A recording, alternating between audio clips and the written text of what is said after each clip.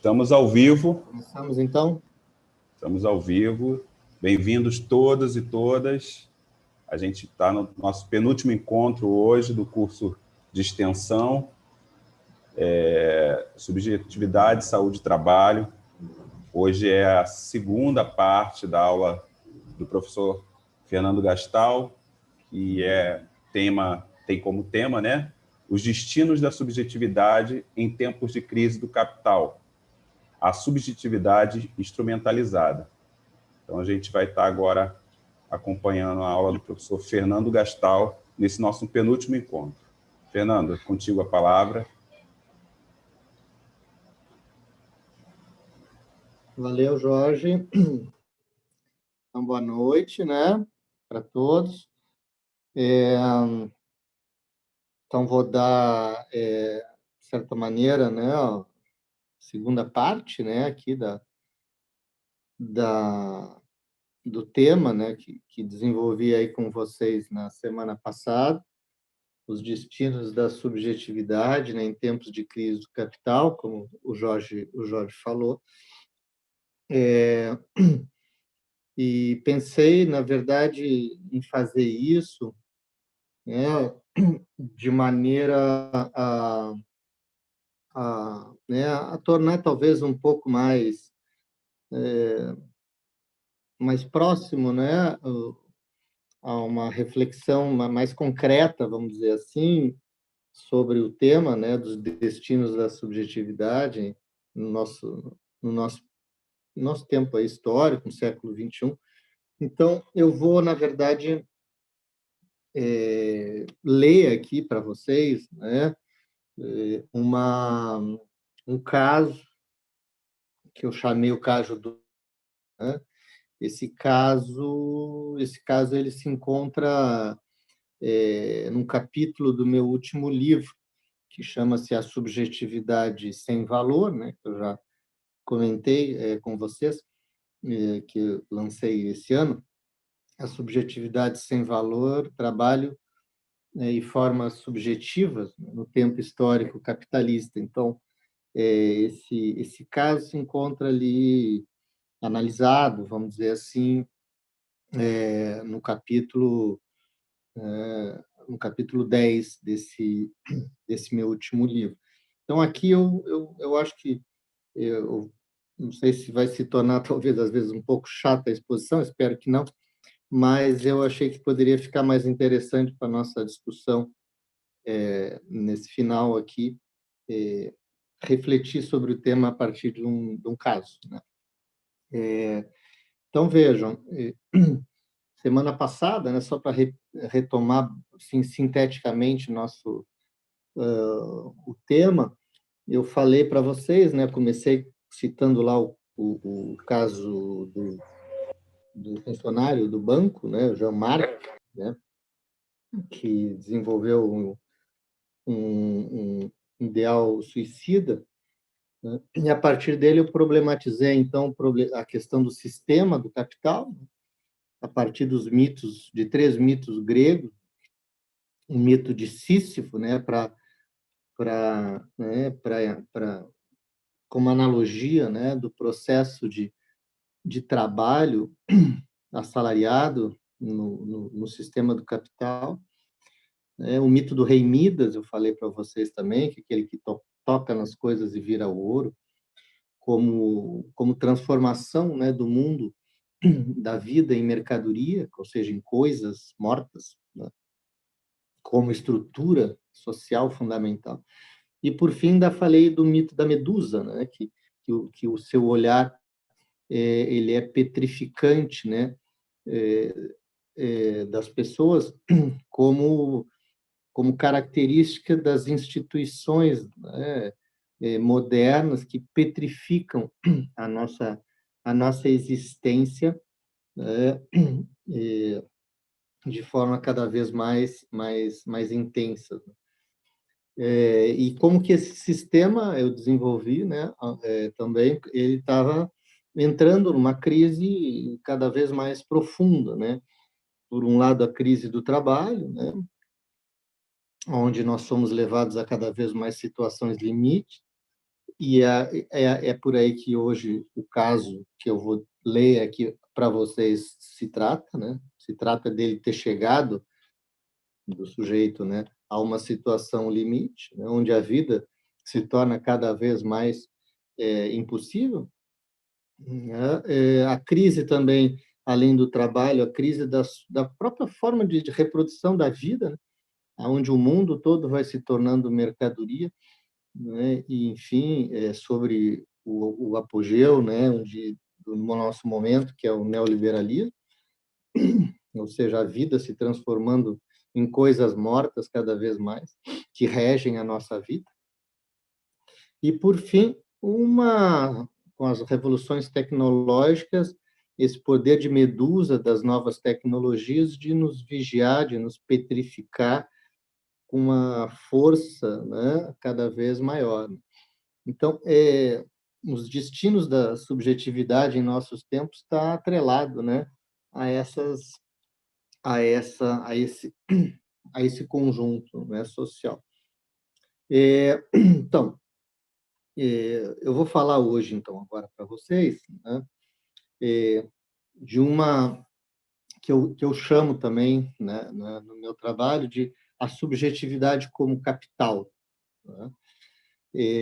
Subjetividade como capital, né?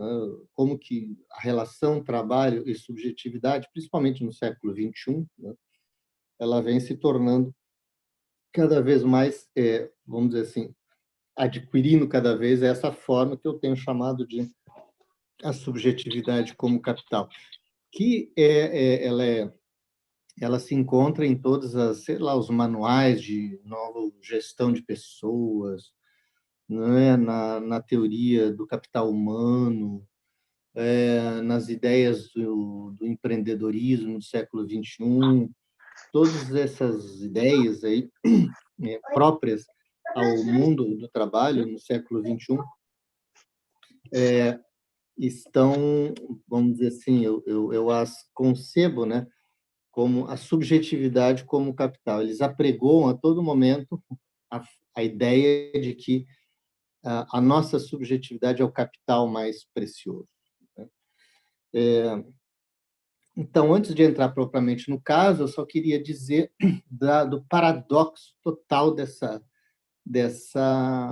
ideia, né, de se tornar a subjetividade o capital mais precioso. Como que é paradoxal essa ideia e como que esse paradoxo tem feito a vida cada vez mais chegar ao seu limite.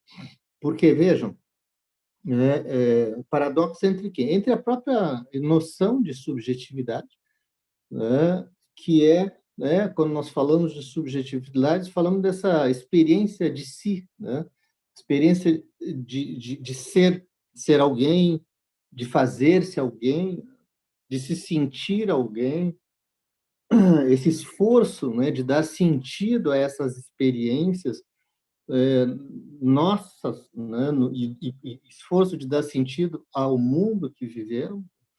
Essa experiência é uma experiência qualitativa, ou seja, quando eu sinto medo, quando eu sinto prazer, isso não é uma quantidade, isso é uma qualidade da experiência, né? E, ao mesmo tempo, a experiência, a subjetividade, além de ser uma experiência qualitativa, ela qualifica o meu ser, ela é uma experiência temporal, ou seja, falar de subjetividade é falar de uma experiência de vir a ser, né? É uma experiência de tornar-se, de fazer-se, de construir-se, né, ao longo do tempo. Portanto, quando falamos de subjetividade, falamos desse tipo de experiência de si. Agora, subjetividade como capital, como eu disse, cria um tremendo de um paradoxo, porque quando a gente fala de capital, a gente fala de outra coisa, né? A gente fala da mercadoria, né, e seu valor de troca. A gente fala da mercadoria que vira dinheiro. A gente fala do dinheiro que vira mais dinheiro. Logo, a gente fala do capital, que é coisa, né? A mercadoria é coisa, o dinheiro é coisa, né? Então, a gente fala e essa coisa ela se representa sempre como quantidade. A relação entre uma mercadoria e o dinheiro que ela se converte é uma relação entre quantidade. O valor de troca de uma mercadoria é 100, eu a vendo, eu tenho em troca 100 em dinheiro. Então, é quantidades que se equivalem, né? Numa relação, então, puramente entre quantidades que, que qualificam o capital como coisa que tem valor de troca. Portanto, falar de subjetividade como capital é instaurar no meio no mundo humano um paradoxo, que é, né, fazer da subjetividade, que é essa experiência de si qualitativa, uma coisa que é uma quantidade de troca. Então, vejam, é propriamente a construção da experiência de si, da experiência subjetiva, que para se construir e para construir o sentido dessa experiência como nossa experiência, precisa desfazer-se desse sentido para adquirir um sentido não subjetivo, um sentido puramente de uma coisa. Aí vocês imaginem o quanto que isso produz de complicações, de situações limite, como eu falei, né? Ou seja, de formas mais diversas de mal-estar humano, cada vez piores, formas adoecedoras, formas totalmente, né, que nos tiram de qualquer normalidade. Para exemplificar, então, para dar corpo a essa minha ideia, né, eu vou, então, passar aqui a ler com vocês o caso do Jonas. Eu vou me alongar um pouco nele, né? Tentei, inclusive, resumi-lo, mas, enfim, não sou bom de resumir. Espero que eu consiga passar para depois a gente dialogar um pouco sobre o que significa transformar, né, esse paradoxo, né, subjetividade em capital, né? Então, o Jonas, ele era um gerente, um diretor, né, um gerente geral de uma agência de banco multinacional no Brasil, né? E ele já trabalhava nessa agência há uns bons, era diretor geral, portanto, e tinha, vamos dizer assim, feito carreira na empresa, se tornado gerente de uma grande agência numa cidade aí, uma capital, com a particularidade, né, da situação dele, que era de trabalhar na capital e a família, ele tinha filhos, e a esposa morarem numa cidade do interior, a 100 quilômetros da capital, né? Isso é importante porque no decorrer aqui do caso dele, vocês vão notar que isso é importante, que vai fazer parte do problema que ele vai viver, né? Portanto, o Jonas ele nessa carreira no banco até se tornar diretor, ele claramente ele assume, ele desenvolve, vamos dizer assim, o projeto, né, que ele encarna, vamos dizer assim, o projeto de ser manager, né, de ser empreendedor, né, de ser alguém engajado, assim, modelo de comprometimento dentro da empresa que ele trabalhava, uma adesão subjetiva, né, aos valores de excelência, de ser sempre melhor que si mesmo, né, permanentemente, e esse valor da alta performance como sendo extremamente importante. Portanto, o Jonas tem essa característica, né?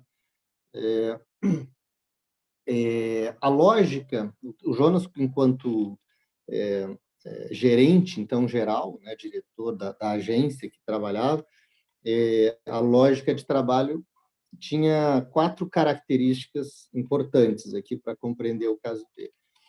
A primeira é que a exigência de ser flexível, que o cargo dele principalmente exigia, como gerente geral, a orientação da cultura gerencial como cultura de resultados, a prioridade da demanda do mercado, né, que é a ideia do cliente sendo o rei, né, e o alto grau de controle dos processos, dos processos de trabalho através da informatização. Vou falar rapidamente sobre cada uma dessas características para depois a gente entrar propriamente no que foi acontecendo com o Jonas, para entender essa ideia aí da subjetividade como capital. Sobre o ser flexível, Jonas é obrigado a adaptar seu tempo conforme as demandas produtivas o exijam. Necessita ser maleável com seus horários de almoço, com sua jornada, acomodar-se às variações e horários de tarefas exigidas pelos clientes ou pelos balanços relatórios oriundos da organização. Caso assim não faça, ou seja, né, não se mostre flexível, ele fracassaria, né, como manager e deixaria de ser um sujeito modelo, como ele vem sendo, né, dentro da organização. Ele deixaria de ser funcional, né? Já no que se refere à orientação da cultura da empresa por resultados, isso manifesta-se principalmente na tarefa de Jonas em preencher relatórios diários de produtividade. Como, né, é importante saber que as grandes corporações hoje transnacionais, ao estarem focadas na valorização das suas ações nas grandes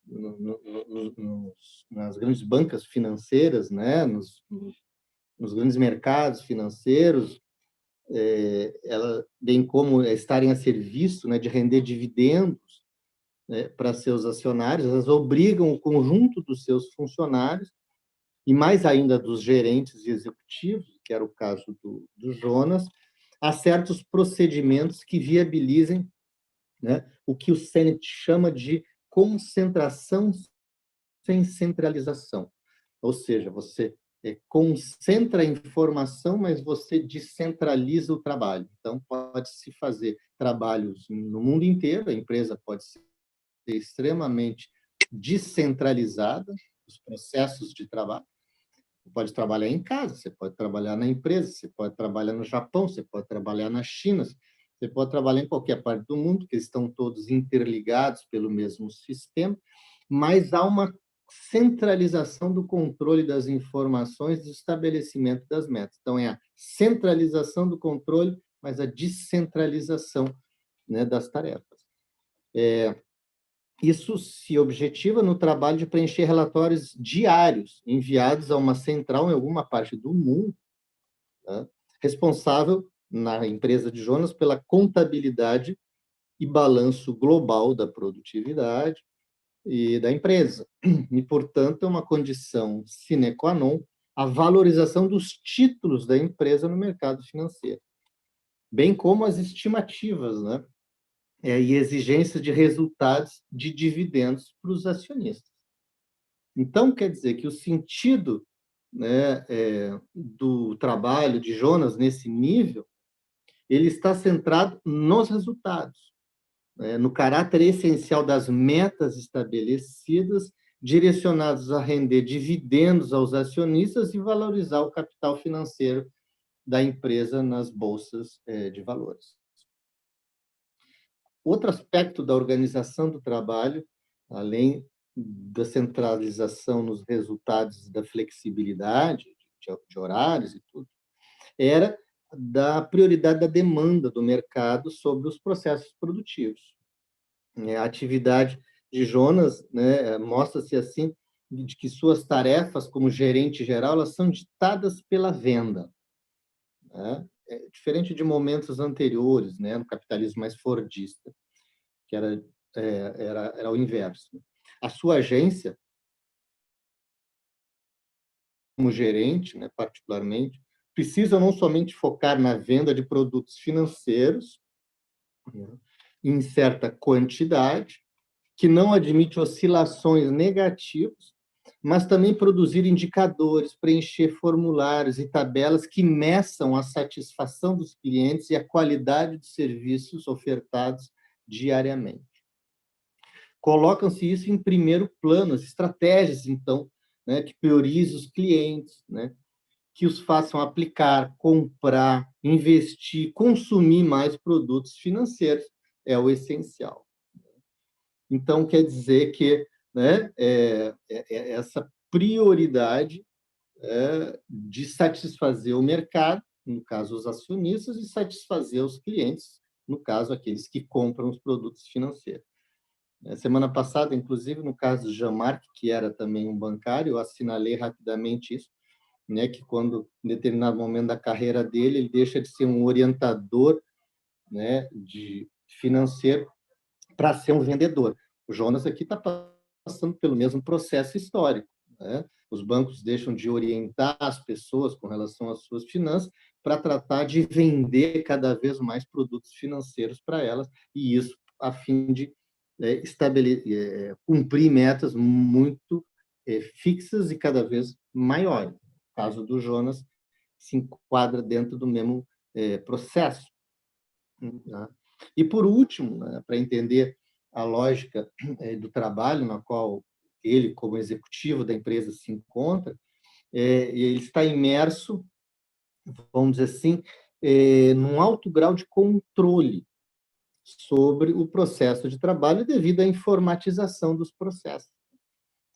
Jonas preenche relatórios diariamente sobre produtividade, qualidade de atendimento, além do que eu já falei, um acompanhamento e controle rigoroso por parte das instâncias superiores de cada agência e de cada um dos seus funcionários. Algoritmos, né, pela inteligência artificial, isso hoje se tornou extremamente, né, potente, né? Os algoritmos transformam, assim, a massa de dados em gráficos e tabelas, que representam o desempenho da agência, o desempenho de Jonas e o desempenho de cada um dos funcionários dentro da agência. Então, cada funcionário se torna uma unidade produtiva, cada agência se torna uma unidade produtiva, né? E essas unidades produtivas, elas são comparativamente, né, comparadas à produtividade entre si e medidas a sua produtividade de acordo com as metas estabelecidas pelo esse comitê central que gere, né, que centraliza os dados para valorizar as ações na Bolsa de Valores. Então, nesse sentido, há uma, né, o poder da medusa, a qual eu me referi na aula passada, né, extremamente forte esse poder petrificante, objetificante dos sistemas de inteligência artificial informatizado para controle do trabalho vivo e dos processos. Bom, então, dentro dessa arquitetura organizacional, extremamente, portanto, dura, né, extremamente prescrita, extremamente vigiada, a carreira de Jonas foi, de certa maneira, bastante exitosa, né? O Jonas ele tinha tido uma ascensão no banco até se tornar, né, gerente geral de uma grande agência de capital, né? Ele era extremamente identificado como um executivo de sucesso, nunca tinha deixado de bater as metas no banco, né? Fazia isso sempre com bastante com uma margem nas agências da qual ele trabalhava, já havia trabalhado, ele conseguia ultrapassar, inclusive, as metas, o que fez com que, quando, na época que eu encontrei, que nós conversamos, né, eu o entrevistei por algumas vezes, né, ele havia ido tão bem no ano anterior que a agência da qual ele trabalhava tinha colocado metas produtivas para o ano extremamente altas. O sistema de metas funciona dessa maneira, né? Conforme você bate a meta de 100 no ano anterior, a contabilidade empresarial vai prescrever uma meta para o ano seguinte de 120. E se você já na meta bate 120 ou ultrapassa e faz 130, a meta para o ano seguinte não será, né, 130, ela já será 140. Eles projetam, né, um desempenho ainda maior. Então, quanto mais você ultrapassa a meta, que é o princípio da excelência, né, mais alta vai ser a meta dos anos sequentes. É o caráter efêmero, né, da excelência. Ela se desfaz sim, no ato onde ela é realizada. Portanto, o Jonas, quando, né, a situação começa a complicar na existência dele, ele se encontrava dentro desse sistema de trabalho e com um passado, com uma carreira, vamos dizer assim, bastante realizadora, né? Vou ler agora como é que ele foi, situações que ele foi passando, qual foi o processo subjetivo que ele foi passando, para encontrar-se, ao final, numa situação limite. A forte pressão, né, e os momentos de desequilíbrio emocional vividos por Jonas no ano anterior, né, decorreram de dois fatores ocorridos simultaneamente. O primeiro deles referiu-se a um problema de saúde do seu filho pequeno, que necessitou ser internado, fazer uma série de exames e ficar sob observação médica e tomar medicações que lhe provocaram efeitos colaterais, né, fortes, né?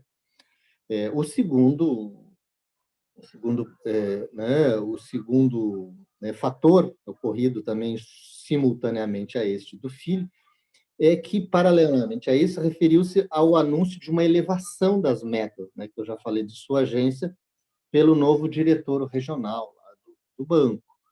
De sorte que Jonas passou a viver simultaneamente, por um lado, a exigência familiar de cuidar do filho e, por outro, a exigência produtiva do banco, que, não tendo a possibilidade de substituí-lo, somente permitiu que ele se ausentasse por certo período para ocupar-se do problema de saúde do filho, mantendo, contudo, responsável pela gerência geral da agência. Então, ele precisou... E lembrem que eu falei no início, por isso que é importante, que a família morava a 100 quilômetros de distância do seu trabalho. Então, ele precisou fazer um esforço de idas e voltas sequente, né? Fui obrigado, diz ele, a me ausentar por vários dias e tomava decisões de dentro do hospital, pertinente ao trabalho da agência. Então, foi realmente muito estafante. Ia de manhã para a cidade X, onde estava internado, e voltava, o filho, né, e voltava para a cidade Y, onde ele trabalhava. Tudo isso voando. Isso durou 3 semanas, ele fala, né? Quase um mês, né? Praticamente, né? Jonas passou a viver uma situação paradoxal, vejam. Necessitava responder a duas demandas antagônicas e mutuamente excludentes. Ou fazia-se pai, culpava-se da saúde do filho, dava apoio necessário à esposa, ajudava a resolver as questões relativas à internação e aos procedimentos médicos, demanda que para si era imprescindível, ou ocupava-se das metas elevadas de sua agência, de forma a dar conta dos relatórios diários, resolver todas as questões relativas aos clientes e liderar sua equipe. Outra demanda, da mesma maneira, vivida por ele como imprescindível. Jonas defronta-se dessa forma, né, com dois conjuntos de exigência mutuamente excludentes, que ele não conseguia dar conta das duas, né, ao mesmo tempo, e da mesma maneira querendo responder a ambas da altura, né, que elas o exigiam. Esforça-se assim de cumprir ao máximo o que lhe cabe como pai, mas ao fazê-lo é obrigado a deixar de lado uma série de afazeres necessários como gerente. Porém, quando busca responder às múltiplas demandas do banco, corre o risco de deixar o filho e a sua esposa desassistidos. Jonas vive, assim, uma contradição que o tensiona e para o qual não há solução, à medida que se mantém preso aos seus termos. Deseja ser pai, companheiro, estar do lado de sua família naquilo que for necessário e não abre mão disso. Ao mesmo tempo, é um manager e deseja alcançar as metas ousadas, ascender a diretor regional e continuar sua carreira de sucesso no banco.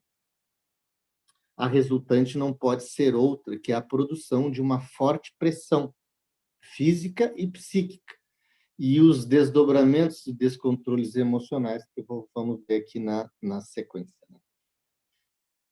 E vejam, após um pouco mais de 3 semanas nessa situação, a situação do filho ela se estabiliza e Jonas consegue retomar a sua rotina regular de trabalho. Ele sai do hospital, né, o menino. Porém, em função de ter praticamente estado ausente do trabalho por muitos momentos durante um mês, ao tomar consciência dos números da agência, e aqui é um fator essencial, vejam, ele ficou 3 semanas nessa situação, né, conflituosa, contraditória, né? E 3 semanas foram suficientes para quando ele tomasse consciência dos números, ou seja, da produtividade da agência, percebe que seria extremamente difícil recuperar a produtividade perdida e alcançar as metas exigidas para os meses seguintes. Ele conta, nas palavras dele, o seguinte: o trabalho na instituição aqui é muito dinâmico.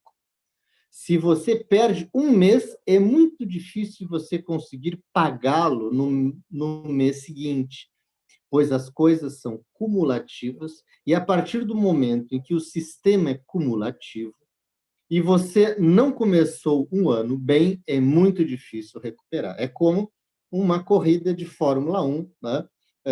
Você largou mal, né? Vai ser muito difícil você chegar na frente, né? É como se um esporte de alto desempenho, né? Segundo Jonas, existe um timing dentro do banco para se realizar as coisas. E caso esse timing seja perdido, torna-se quase impossível conseguir alcançar as metas. Muito menos quando essas são elevadas, como no seu caso.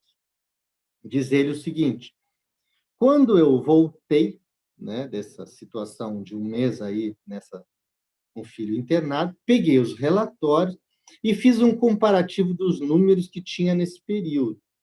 Nesse quadrimestre, aí eu vi, opa, me dei mal. Aí caiu a minha ficha. Aí eu olhei e vi minha remuneração foi para o espaço. Minha promoção para gerente regional também. Minha ascensão no banco acabou. Tudo. A ascensão que aqui exige um processo contínuo de evolução, não admitindo quedas em nenhum momento, eu tinha perdido. Vemos aqui que o homo economicus, né, o homem econômico, né, da organização bancária informatizada não admite quedas de rendimento. E suas engrenagens impessoalizadas possuem como um fim único o alcance de resultados. É o princípio da excelência, cortando a carne de Jonas, com sua temporalidade encurtada, né, que só aceita o ser fora do comum no aqui e agora. O fato de ter sempre batido metas com certa facilidade no passado, de ter ascendido rapidamente por suas qualidades de líder e sua alta performance, o fato ainda de estar comprometido com ser manager, desejando um futuro a longo prazo no banco, esperando gerar novos graus, né, galgar, novos degraus em uma carreira ascendente, tudo isso tem peso secundário. Seu passado de referência e seu futuro com o qual está comprometido não entram na contabilidade. no âmbito de uma cultura de resultados, para o qual o tempo produtivo do aqui e agora, presente, em uma espiral ascendente de altos rendimentos, é o único a pesar na balança. Uma engrenagem que não comporta, portanto, as contingências da vida, visto seu funcionamento ser seletivo, excludente para os que perdem o timing, não importando suas razões. É a impessoalidade da cibercracia operando com seus critérios e normas técnicas inflexíveis, face a qual Jonas, pela primeira vez, toma consciência de estar aquém delas. Presenciamos, além disso, né, outro aspecto importante expresso na situação de Jonas. Uma tensão que revela que trabalho e família tendem a se tornar cada vez mais incompatíveis aqui. O regime de urgência, a escassez do tempo, as exigências de alta performance, a excelência centrada no aqui e agora, a necessidade de ser flexível, o esforço contínuo de valorizar-se como capital humano e material para garantir a sua empregabilidade, sua ascensão, tendem a se incompatibilizar com o tempo familiar. Jonas, nesse aspecto, nos revela mais uma faceta própria do mundo do capitalismo no século XXI, capaz de conduzir cada vez mais sujeitos a se encontrarem no mesmo dilema e viver a mesma tensão, cada vez mais sujeitos, a mesma tensão, desculpa, entre vontades e desejos absolutamente necessários e, ao mesmo tempo, inconciliáveis. Até porque, né, o tempo da família, né, é um tempo qualitativo, né, um tempo, né, e o tempo do trabalho torna-se cada vez mais o tempo quantitativo, da meta, da produção econômica. Jonas, dessa forma, ao tomar consciência de estar aquém da alta performance, vendo os números de sua agência, vive um forte impacto emocional. E aqui é interessante ver como que a estrutura subjetiva do Jonas ela interioriza essas determinações do capital para si próprio, né? Afeta-se como até então não havia acontecido em sua trajetória. Sempre obteve excelentes avaliações, excelentes números e tinha uma performance ideal para ser promovido a diretor regional e continuar a sua espiral de ascensão. Jonas, até certo momento, forja-se um eu capital de sucesso. Ao cair a ficha, no entanto, abala-se pelo risco de decair a situação financeira e material de sua família, abalando profundamente o sentido, né, do seu trabalho e de sua vida, como esse eu capital. Seus esforços convergiam para que os filhos estudassem na melhor escola, tivessem, né, junto com a esposa, melhor assistência à saúde, enfim, a melhor casa, os melhores consumos, né, materiais. Diz ele assim: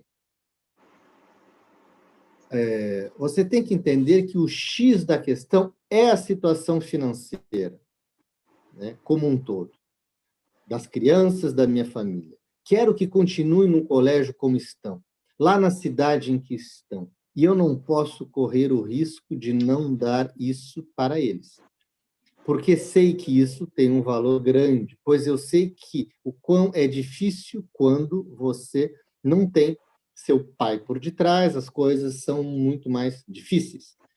Viver, você até vive, mas para que possa conquistar coisas grandes, coisas difíceis, é preciso muito mais.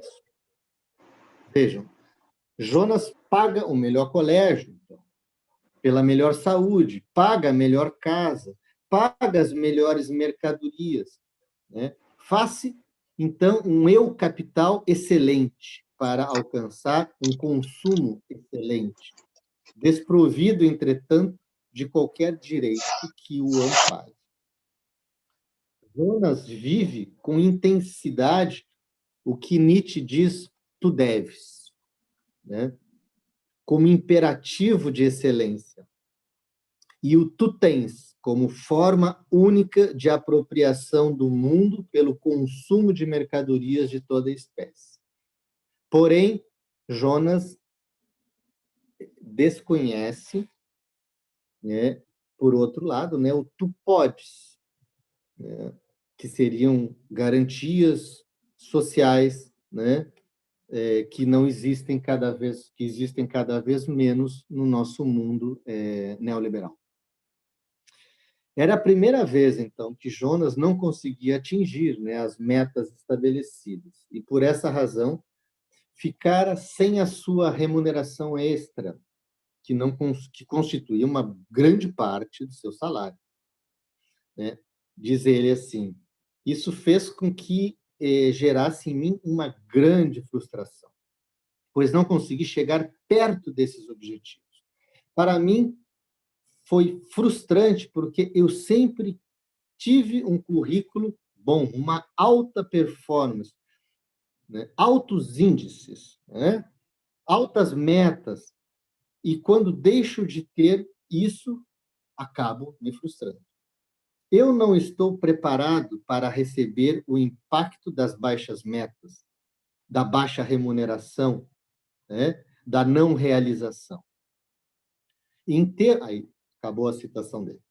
Né? Em termos percentuais, durante todo o ano, Jonas, né, ficou bem abaixo do que sempre recebeu. E conforme os meses iam passando, né, e os resultados iam confirmando ele estando aquém das metas, foi ficando cada vez mais tenso e inseguro, questionando-se, diz ele, será que tenho mesmo capacidade para gerir o negócio? Será que não era melhor eu pegar uma agência de menor porte? Fim da citação dele.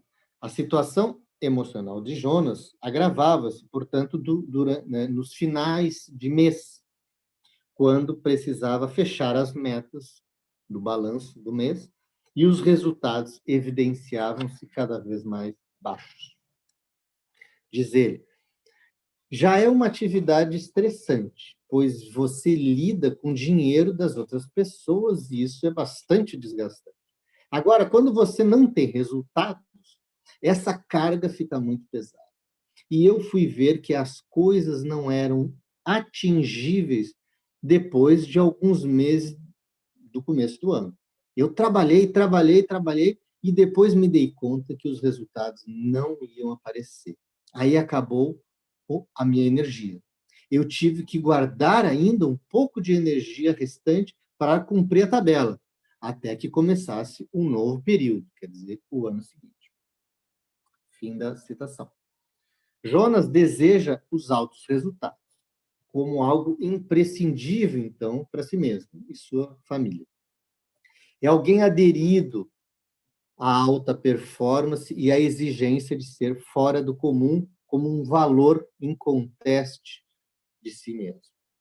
Subjetiva-se orientado pelas metas, portanto, pela quantidade, como parâmetro de uma existência eficiente e aprende a si mesmo como gestor, mal ou bem-sucedido. Nesse sentido, Jonas singulariza-se enfeitiçado pelo poder do dinheiro, move-se pelo fetiche do seu valor supremo como mercadoria, como um eu capital mercadoria que tem que valorizar-se, e angustia-se como um crente diante do pecado. Para o crente, né, uma citação de um filósofo italiano, diz assim, o pecado é uma falta contra a razão, a consciência reta.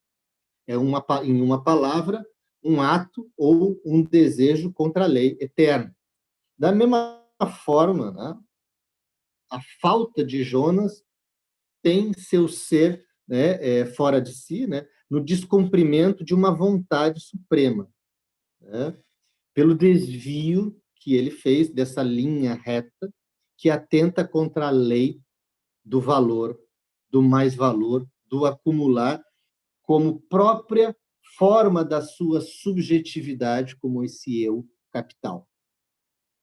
Jonas sente culpa, veja, por não ser excelente.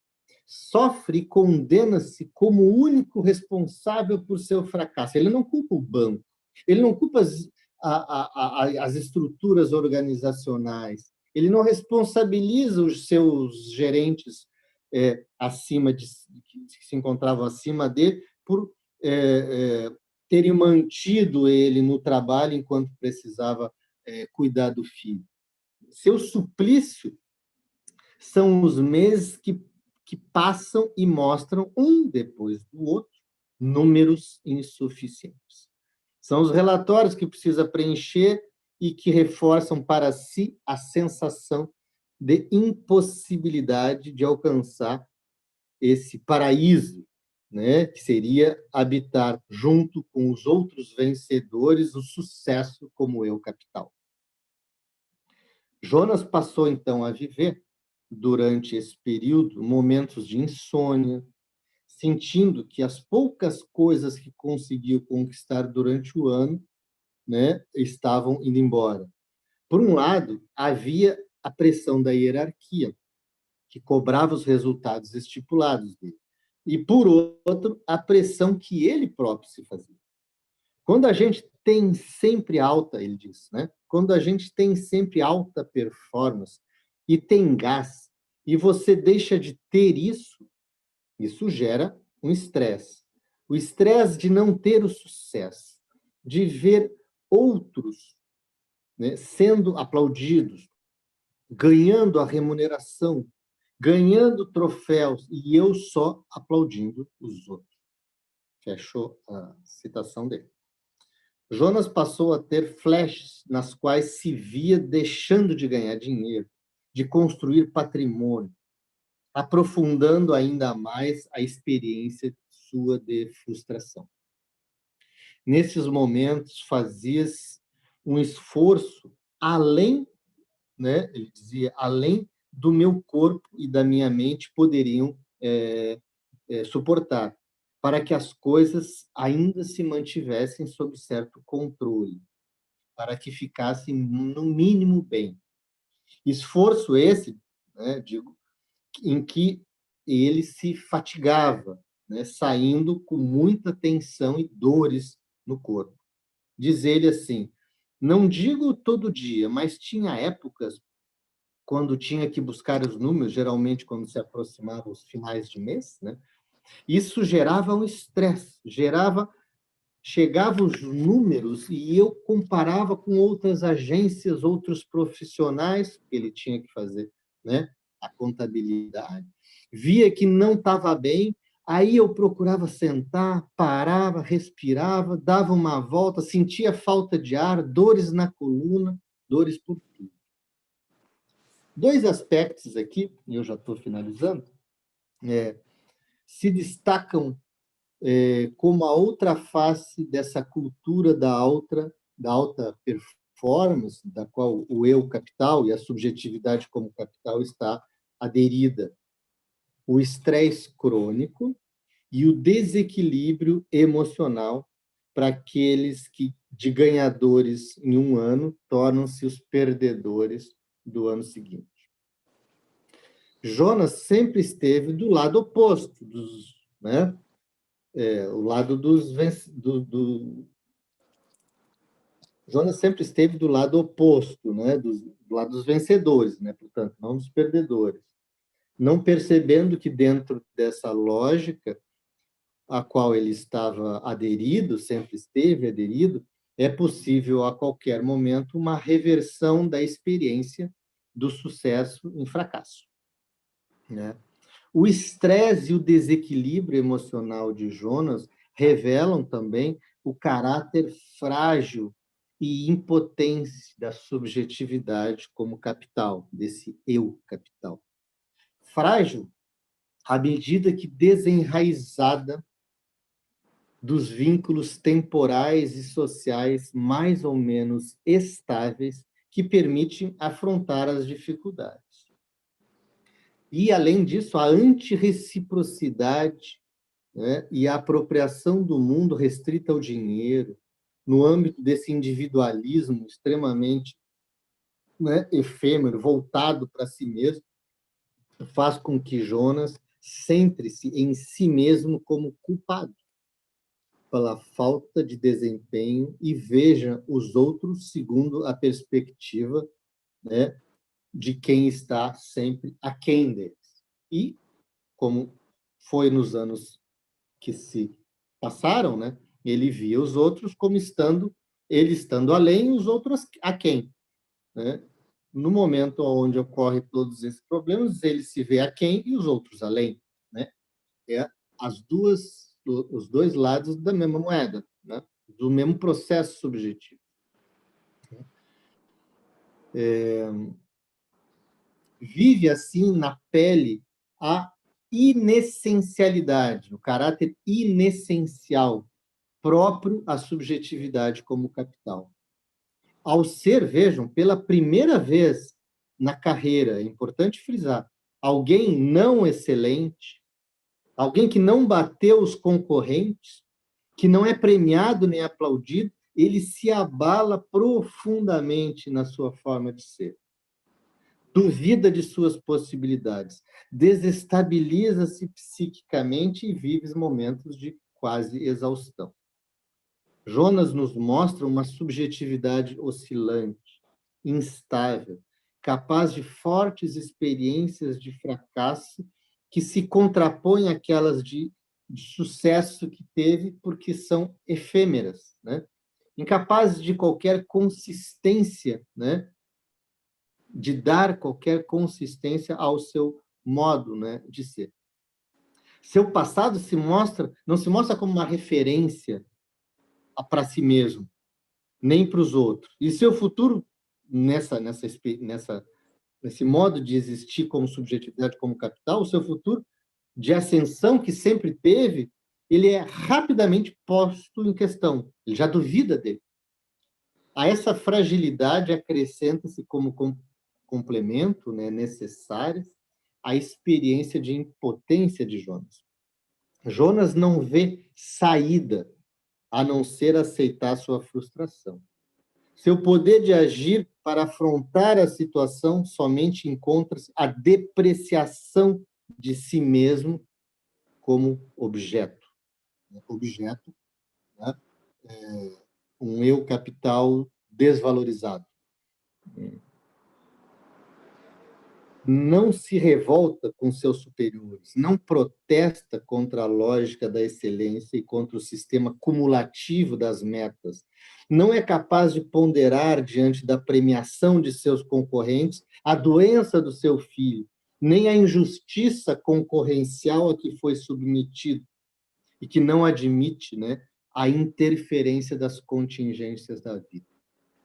Vive a impotência própria a todo eu capital, serializado pela essa impotência dessa meritocracia organizacional, desse assalariamento variável que cria essa concorrência violenta e brutal, e é o culto da excelência a qual cada um tem que ser mais do que os outros e mais que si mesmo a cada momento e instante da sua vida, né? E isso como adesão subjetiva, não só como controle externo, mas como adesão do próprio processo subjetivo a esses parâmetros de vida. Em momentos de instabilidade emocional, passou também a viver nas relações de trabalho com os seus funcionários, né? E na sua família. O Jonas ele passou a ter explosões de raiva, de crise, de choro, seja com a mulher, que tanto queria, né, preservar, e com os filhos, que tanto queria preservar, quanto também com seus funcionários, da qual ele era gestor. Então, a frustração por ser aquém, o estresse de estar fazendo tudo que pode permanecer atrás dos outros, a culpa que, a princípio, recai sobre si mesmo como responsável pelo mau desempenho para objetivar-se no campo do trabalho vai objetivar-se no campo, nas relações de trabalho, sobre os outros, ou seja, os seus subordinados no trabalho, bem como a sua esposa, né? Ou seja, o Jonas começa a ser violento com as pessoas, né? A produzir assédio moral, porque as metas já estão baixas e não poderiam baixar mais e mais. Então, dissemina-se nas relações de trabalho o que a gente conhece como assédio moral, essas violências humilhantes, rebaixantes dos outros, porque ele já não suportava mais estar aquém e não ia admitir que isso rebaixasse ainda mais a cada dia que passava. Então, se generaliza no seu ambiente de trabalho essa, né, essa relação social, vamos dizer assim, cada vez mais assediante, e ele chega a momento de total exaustão, da qual tem que ser afastado necessariamente. Bom, só para concluir, então,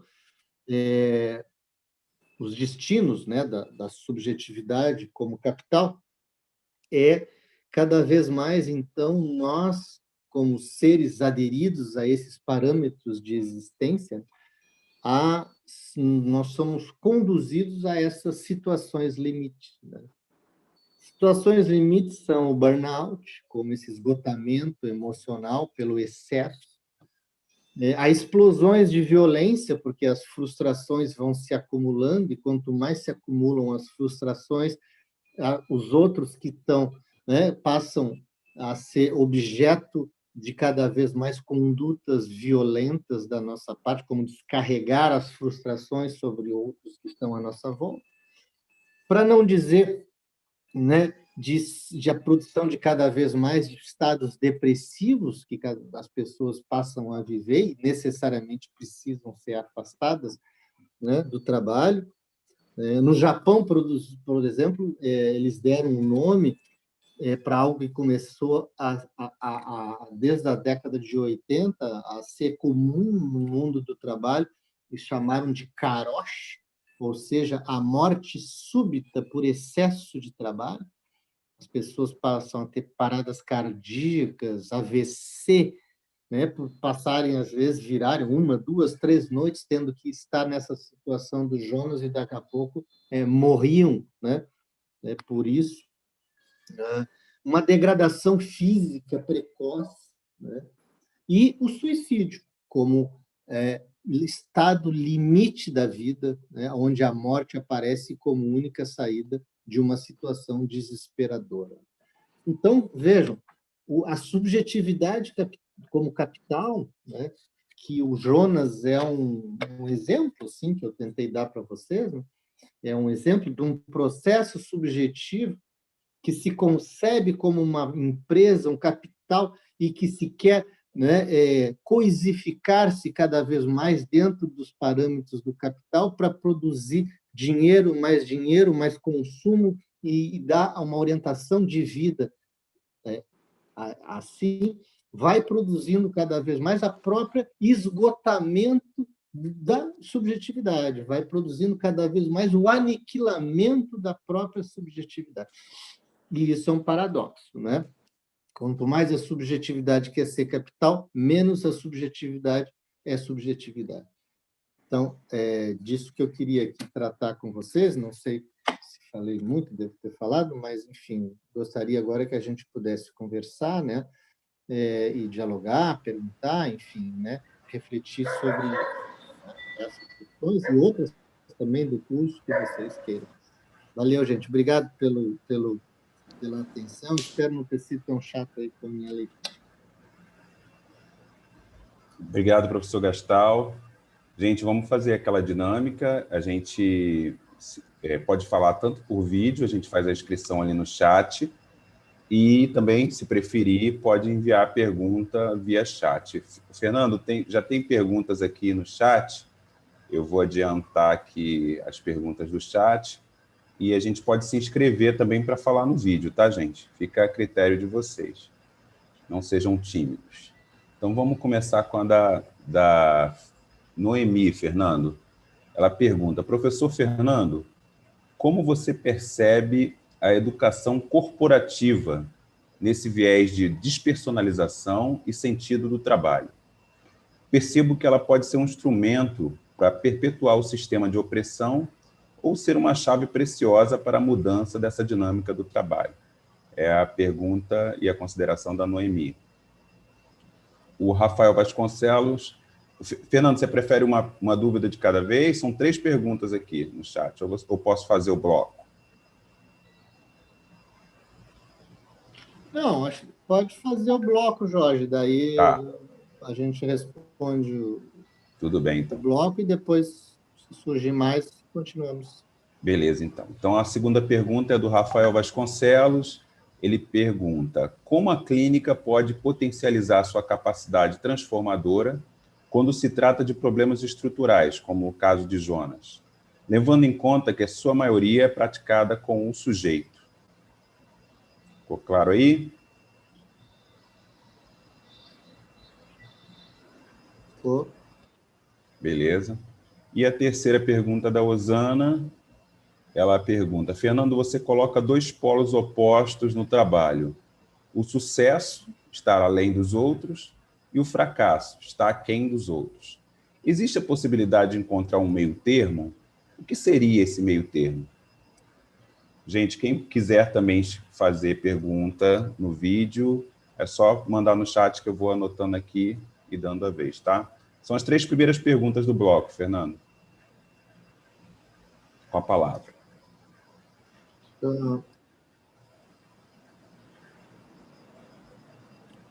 Anotei aqui.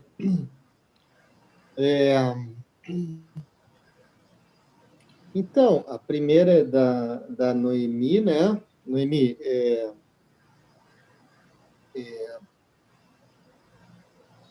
olha, falar de educação corporativa, eu, eu acredito que é difícil, né? E às vezes também problemático, homogeneizar, né? Homogeneizar, assim, porque as condições, né? Sei lá, Petrobras, por exemplo, tem um grande centro lá de educação corporativa, e tem gente que eu conheço que trabalha lá, né, inclusive professores do Instituto de Psicologia que fazem, que tem cooperação com eles, né, lá, né, ao mesmo tempo há outras, né, organizações também que eu já tive contato e que, vamos dizer assim, me parecem que não oferecem espaço algum a qualquer perspectiva mais crítica e que trabalhe dentro de outras, né, mentalidades que não essa da subjetividade como capital. Portanto, eu não me arriscaria, né, a dar uma ou outra resposta, né? E no sentido de dizer que uma educação corporativa serve ou não serve, porque eu acredito sempre que os locais, eles são, né, os locais, os lugares, né, onde as pessoas trabalham, eles têm suas particularidades, né? Eu, por exemplo, já fui solicitado, né, a dar consultorias a uma série de empresas. Algumas eu avalio empresas públicas e empresas privadas, né? Enfim, algumas eu avalio que consegui, né, avançar e ter algumas questões de uma intervenção surtiu certos efeitos, vamos dizer assim, humanizantes, né, nos processos de trabalho, outras não, né? Então, acho que, né, é que nem nas universidades, né? bom, se dá aula em certas universidades, aí diz, como é que você, né, consegue trabalhar certos conteúdos dentro de uma universidade, onde eles não, né, não permitem, ou às vezes a universidade já vem com aqueles planos de ensino extremamente fechados, né? E o professor não tem muita liberdade de cátedra, né? E fica fixado, vamos dizer assim, em certas bibliografias, em certo também, mas o quanto que é possível incluir, transformar dentro desses contextos coisas bastante, educação bastante conservadora em coisas que os alunos podem ter, né, de diferente, é difícil a priori a gente falar. Então, Noemi, eu diria assim, uma coisa que é fundamental, né, é a formação profissional, entende? A formação de pessoas, sejam psicólogos, né, pedagogos, assistentes sociais, né, enfim, administradores, pessoas que tenham uma formação capaz de fazer a análise, né, e a crítica dos processos de trabalho e consigam ter consistências teóricas e metodológicas para propor vias de intervenção alternativa, né? Isso diz respeito, de certa maneira, à responsabilidade, né, da universidade também, né, de fornecer um conjunto, né, teórico e metodológico que permitam às pessoas atuarem, seja onde elas estiverem, né, numa capacidade de leitura do seu contexto, de análise crítica das relações e do processo de trabalho em curso, e serem criativas no desenvolvimento de metodologias de intervenção e de ação que permitam às pessoas, dentro do contexto onde elas se encontram, recuperar, né, o seu poder de agir e a sua possibilidade, né, de existir com sentido lá onde elas se encontram. Às vezes isso é mais possível, às vezes isso eu diria é impossível. Aí entra, né, propriamente na questão do Rafael, né, que como a clínica, ou a clínica do trabalho, me parece, né, que é a questão dele, né, pode potencializar, né, o poder, né, de transformar, o poder de agir das pessoas diante de problemas estruturais, como é o caso do Jonas, né? Exatamente, Rafael. Isso são questões que, quando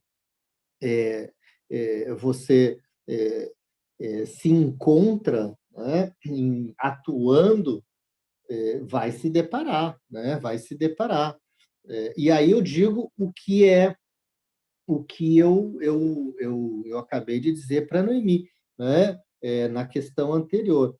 A importância, né? Porque um psicólogo que tem uma formação, né, dentro da tradição da psicologia organizacional, que foca no ser humano como um ser produtivo e visa instrumentalizar esse ser humano como um recurso produtivo, como um eu capital de sucesso, fazendo avaliação de desempenho, fazendo treinamento, fazendo seleção, fazendo avaliação enfim, todo fazendo né, uma espécie de coaching, fazendo aplicando esse instrumental, né, que cada vez mais produzem e põem as pessoas, né, a interiorizar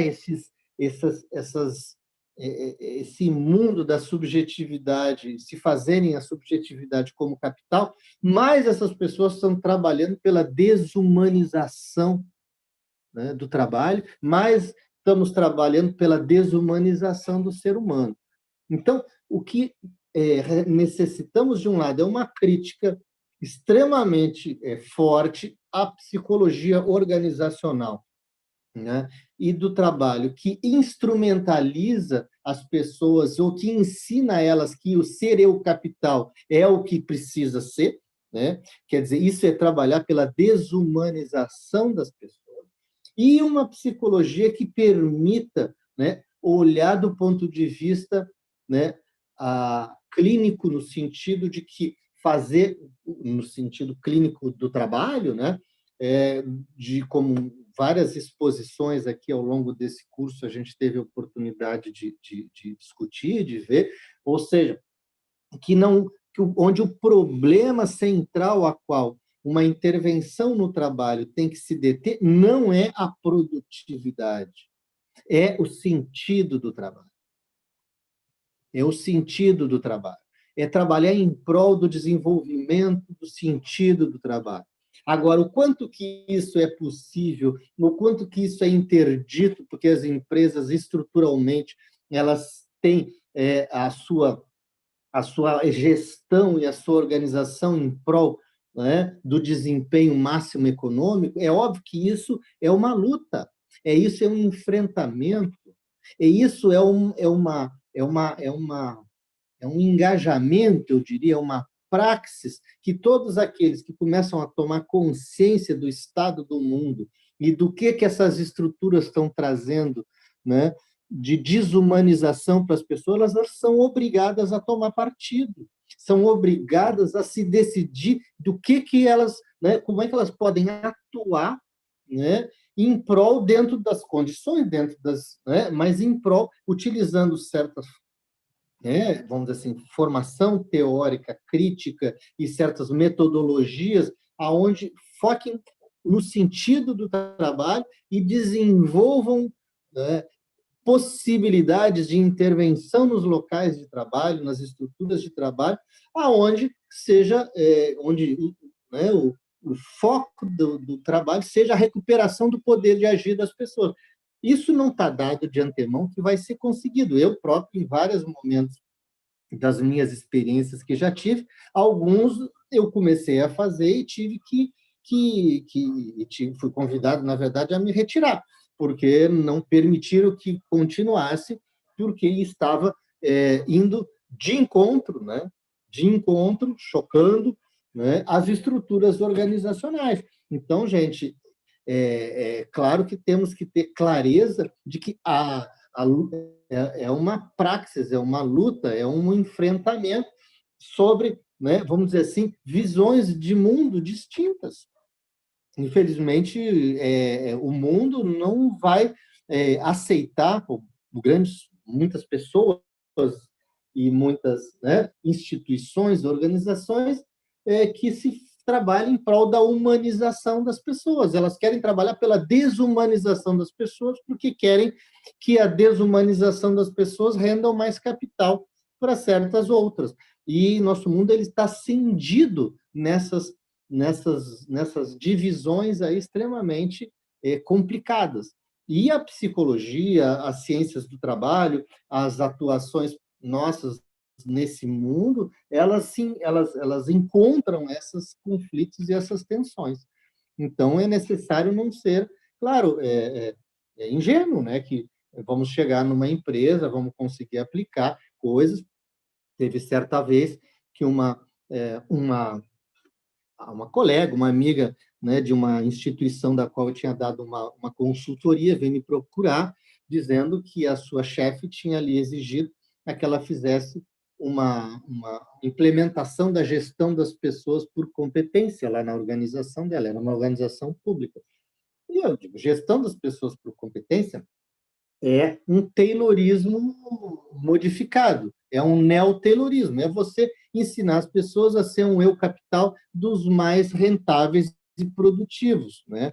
A gestão das pessoas por competência é isso, é uma desumanização que se encontra dentro desse sentido aí que falei para vocês, que o Jonas é a expressão. Então, mas ao mesmo tempo ela disse, ela tinha que fazer, porque se ela não fizesse, a chefe ia cobrar e ela teria problemas com isso, né? Porque a instituição estava implementando isso. E aí eu perguntei, lembro para ela o seguinte, a sua chefe sabe o que é isso? Ela sabe como é que se faz isso? Aí ela me disse, não, ela não tem a menor ideia. Aí eu disse, bom, então você vai seguir o seguinte, vamos trabalhar com a clínica da atividade, que é uma perspectiva crítica do trabalho, e vamos implementar isso, a clínica da atividade dentro da instituição, e tu diz para ela que é gestão de pessoas por competência. Bom, eu não sei o resultado do negócio, mas ela saiu extremamente assim, vamos dizer, entusiasmada com a possibilidade de fazer. Então, achando brechas, achando fissuras, achando veredas, vamos dizer assim, no meio de um mundo extremamente rígido, e que, para fazer isso, a gente tem que, por um lado, nos capacitar, né, termos formação teórica, metodológica, e, por outro lado, né, assumirmos que é preciso engajar numa praxis que não, onde o mundo ele se encontra realmente nessas cisões. Por fim, a Rafaela, né, só para concluir, então, a última questão, fala que eu disse ali do sucesso e do fracasso, né, e não teria uma posição intermediária. Rafaela, o que eu quis dizer é o seguinte, Osana. usando o caso do Jonas. É Osana. É Eu quis Osana. dizer... Rosana, desculpa. Anotei mal. Rosana, a questão do sucesso ou do fracasso, pessoal, ela é própria, ela é uma dicotomia, né? Cada vez mais que é própria da subjetividade como capital. Então, não tem, nesse aspecto aqui, quase não tem mais meio termo. O que é preciso é sair desse sistema, inventar uma outra forma de viver a vida. Porque essa forma de viver a vida, essa forma de se subjetivar, de construir a si mesmo dentro dos parâmetros da subjetividade como capital, ela é produtora de uma exigência de sucesso de si mesmo brutal, e que no momento onde esse sucesso não vem, como no caso do Jonas, o fracasso é seu correlativo necessário. Então, ou ele é tudo, ou ele é nada. Ou ele ganha, ou ele perde. Ou ele é melhor que os outros, ou ele é pior. Quer dizer, é uma forma subjetiva extremamente, né, empobrecedora da existência humana, empobrecedora das relações sociais, empobrecedora da nossa temporalidade, que só vê o aqui e agora no que eu tenho que fazer para conseguir valorizar meu capital, empobrece meu futuro, né? Naquelas coisas que eu desejo conquistar, e empobrece meu passado, no meu caminho, no meu esforço, a minha trajetória que me trouxe até aqui. Então, é empobrecedor. Então, Rosana, eu digo que o que tem que sair é desse sistema de vida, né, totalmente desumano e desumanizado. O que precisa sair é inventar outras formas de subjetividade para além do eu capital, né? E isso é tarefa, eu acho, para todo mundo.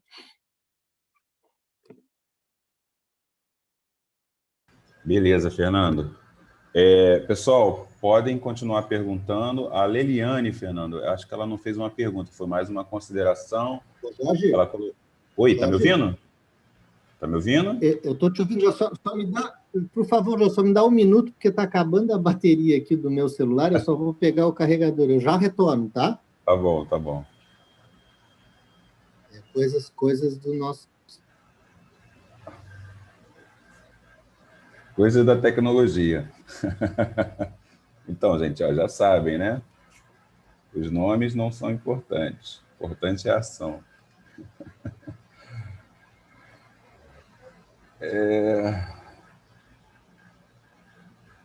Aproveitando esse espacinho do Fernando, gente, só confirmando que na semana que vem, na quarta-feira, é nosso último encontro, tá bom? Seria interessante que todos viessem, a gente vai tentar reunir também todo mundo que participou do curso até aqui, e a gente vai fazer uma avaliação. Essa avaliação não vai ser no YouTube, tá? Não vai ser divulgada no YouTube. Então, se vocês puderem, a gente vai fazer só internamente. A ideia é a gente ver, conversar com vocês, ouvi-los, saber o que foi bom, o que não foi tão bom, né? O que a gente pode melhorar para um possível curso no próximo ano, tá? Alguém deseja se inscrever depois para perguntas?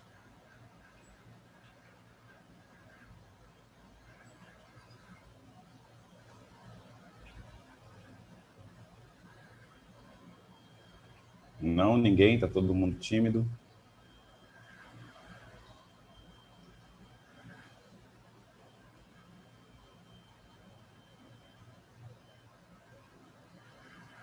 Voltou, Fernando?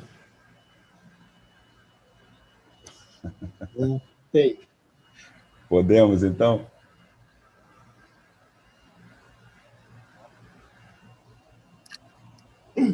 Ok. Então, a Leliane, ela fez a seguinte observação aqui. Perfeito, professor Fernando. Essa objetificação do ser humano, reduzindo a uma ferramenta do capitalismo, não pode ser normalizada dentro da psicologia em nenhuma área. É remar contra a correnteza, porém, o posicionamento da vida faz parte de nossa praxis. Foi mais uma consideração do que uma pergunta. Ela fala sobre essa objetificação do ser humano, né? A Daniela aqui também fez um comentário, está impactada. Eu acho que a ideia é essa, né, gente? A gente promover um desacomodar, né? Desacomodar a gente, fazer a gente refletir, fazer a gente questionar. Eu acho que uma questão que o professor Fernando traz com o caso Jonas é a naturalização, né, Fernando, daquilo que não é natural, né? É colocado como natural, como se fosse assim que funciona. E só pode ser assim. E é isso que é uma grande questão, né? Que a gente coloca que as coisas são vamos dizer assim, são colocadas como se fosse a realidade como ela é e não tem como mudar. E a gente está numa proposta de fazer crítica, de fazer questionamentos a essa realidade que pode ser e deve ser diferente, né? Se a gente, principalmente de acordo com nossos princípios éticos, com aquilo que a gente acredita, e como você colocou, de humanizar o trabalho é possível, nem sempre é fácil e nem sempre há espaço para isso. A gente às vezes tem que criar estratégias mesmo. Eu acho que é por aí. A Osana queria se inscrever para fazer uma pergunta. Osana, se você quiser fazer em vídeo, pode já fazer, tá? Você está inscrito. Oi, Fernando. Eu Oi, achei muito Rosana. Osana, interessante. abre o vídeo para a gente ver. Estou aqui. Ela ligou, Jorge. Obrigado. Achei muito interessante o caso do Jonas, porque, em geral, quando a gente pensa em alguém cometendo assédio, cometendo algum tipo de violência, a gente tem uma imagem de vilão dessa pessoa, né? E o Jonas veio mais humanizado.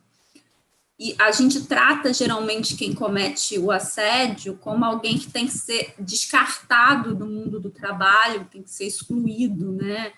Assim, ele é o problema que está contaminando a organização, que está destruindo o trabalho. Então, como se a gente tirasse o assediador, tirasse esse trabalhador que comete o assédio, a gente estaria resolvendo o problema da violência, e você traz um Jonas humanizado que sofre e que passa o sofrimento para outras pessoas e que faz o outro sofrer.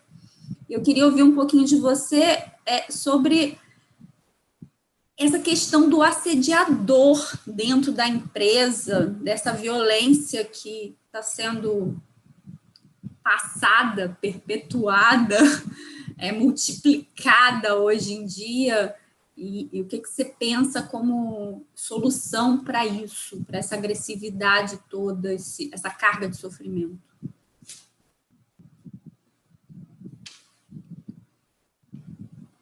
Então, Osana, eu teve que dar um exemplo, né, que eu tive alguns anos atrás,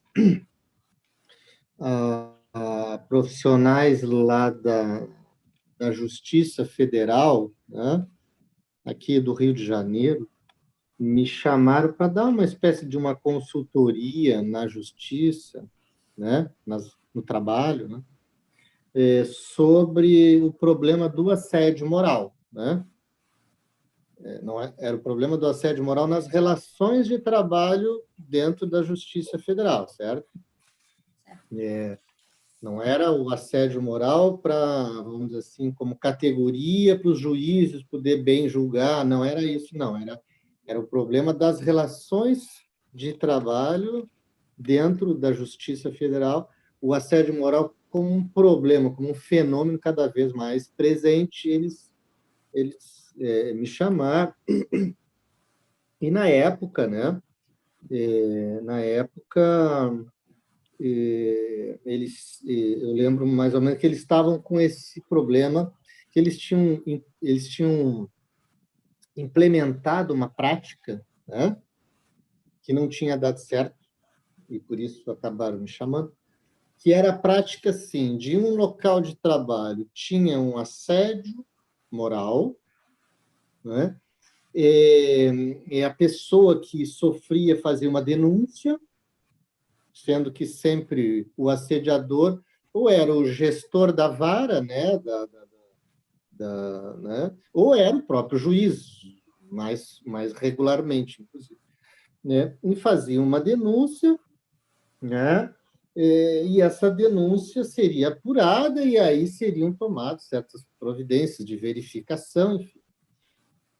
Bom, isso deu um certo problema lá, porque imagina, você identifica o juiz como assediador, quem é que vai fazer isso? Ninguém, né? Então, mas por medo, né, do poder que um juiz tem dentro de uma justiça, mas às vezes era um superior hierárquico em alguma coisa assim, que também dava problemas. Problemas de identificação, de tipificação, né? Porque judicializava a questão do assédio. Judicializar, você tem que provar a responsabilidade do assediador e você, né, toma medidas para proteger o assediado, geralmente tirando ele do local, transferindo ele de sessão, enfim, né, fazendo esse procedimento.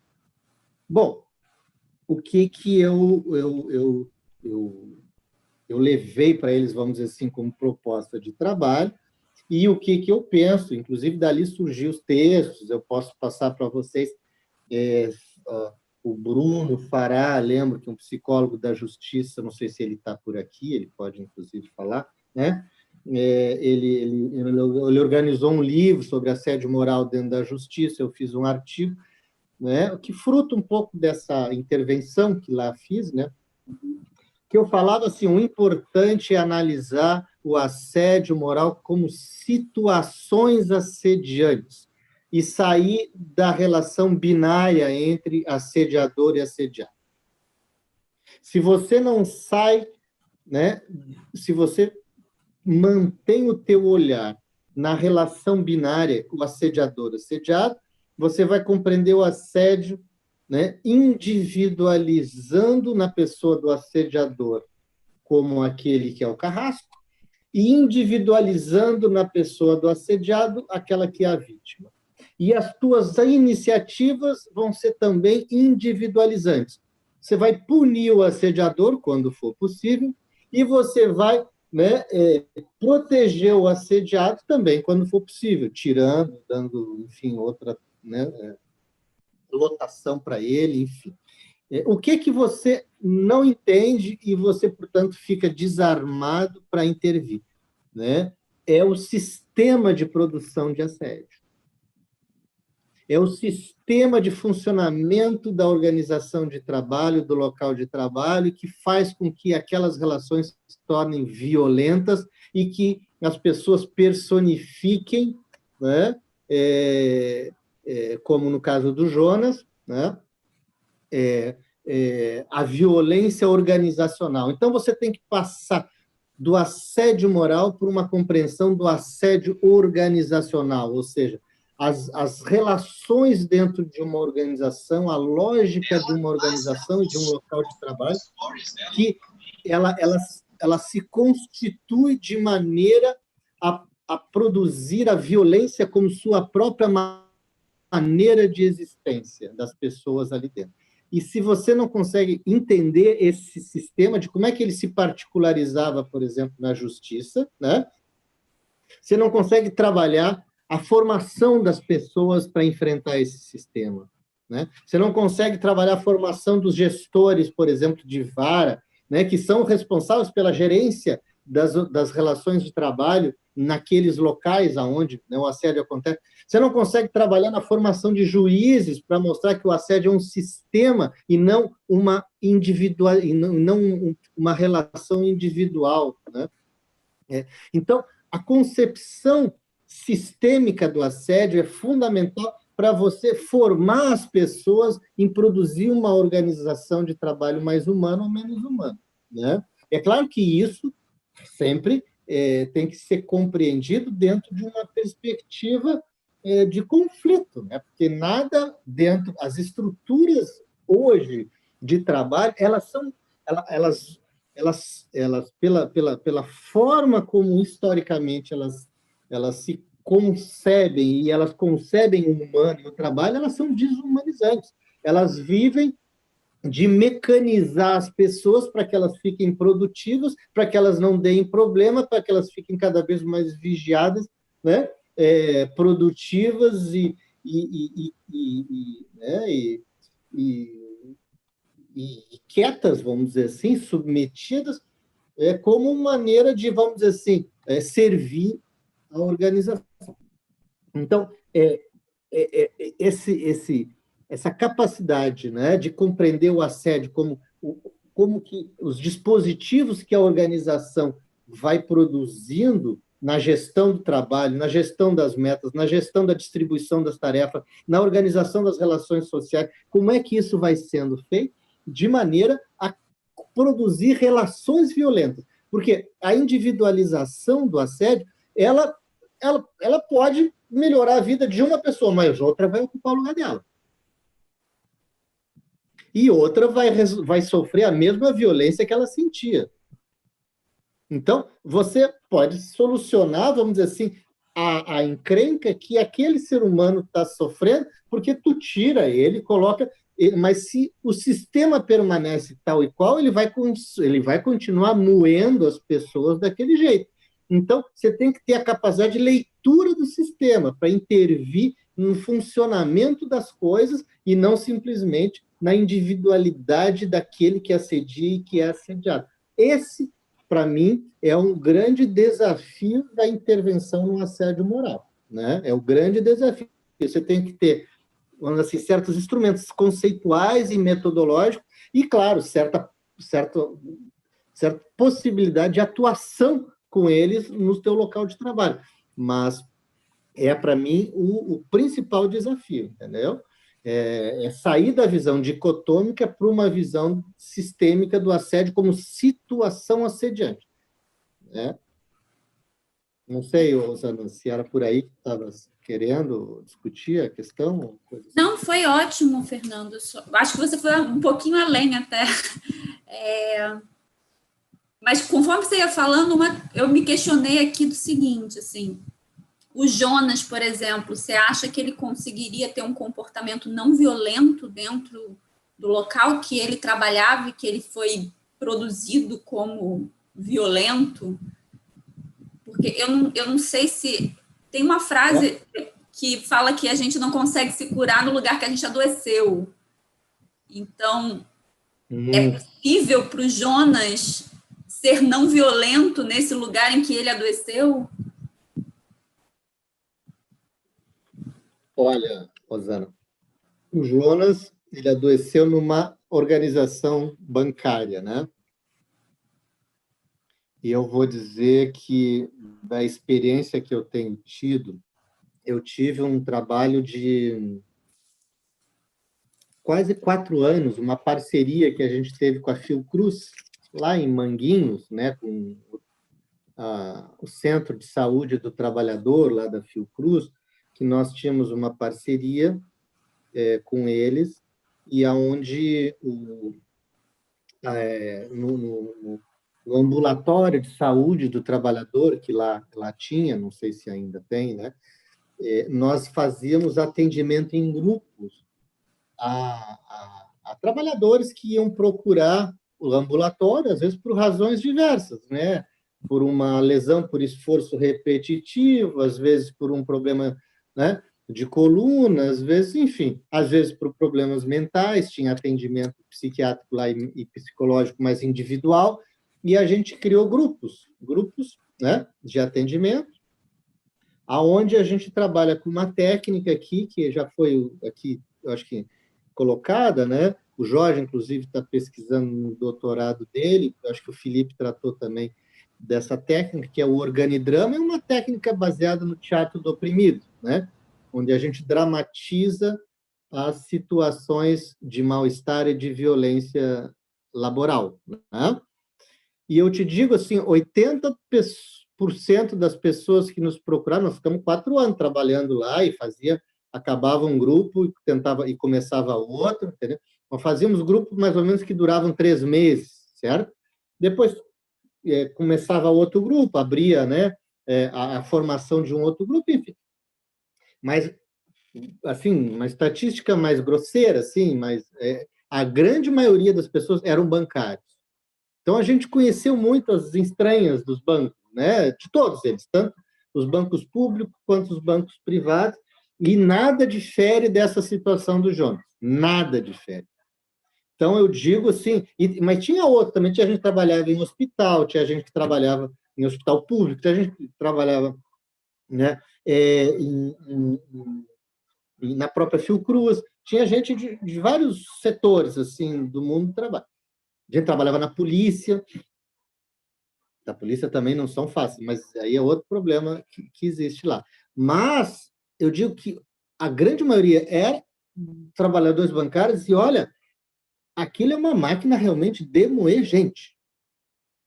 Máquina de moer gente. A margem de manobra que se tem dentro de uma instituição bancária para tu ser pessoa, para tu ser gente, é cada vez menor, é cada vez menor. E isso era um problema para o nosso próprio trabalho, porque a gente fazia essa questão também, que a gente se encontrava com muitos Jonas lá, muitos. E as pessoas se batiam justamente com essa força da estrutura, elas se davam conta da força, né, vamos dizer assim, o resultado que nós tínhamos é que as pessoas saíam da culpa, que o Jonas entra. Elas conseguiam sair da culpa, elas conseguiam perceber a força desumanizante das estruturas agindo quando ela. O problema era elas encontrar as alternativas para conseguir recuperar algum sentido do trabalho dentro daquela estrutura. Aí era realmente a gente não, vamos dizer assim, propunha, porque não faz parte do nosso trabalho você dizer, você tem que fazer isso. Nosso trabalho é compreensível, ajudar as pessoas a compreender a situação na qual elas se encontram e elas serem sujeito das alternativas que podem produzir. Nosso trabalho não é prescritivo, né? Nosso trabalho é compreensivo, é mediar as pessoas na compreensão da sua situação para potencializar suas formas de agir.